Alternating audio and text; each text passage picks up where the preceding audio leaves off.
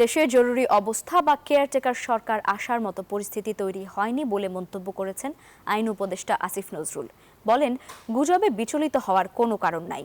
বিকেলে সচিবালয়ে এ কথা বলেন তিনি। আরও বলেন, বর্তমান রাজনৈতিক দলগুলোর প্রতি আস্থা রয়েছে সরকারের।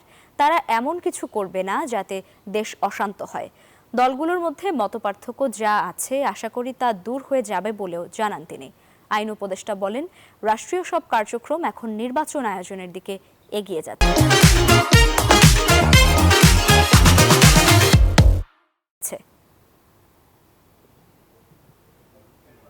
আর্মি চিফ প্রধান বিচারপতির সাথে দেখা করেছেন এই ধরনের কোনো তথ্য আমার জানা নাই।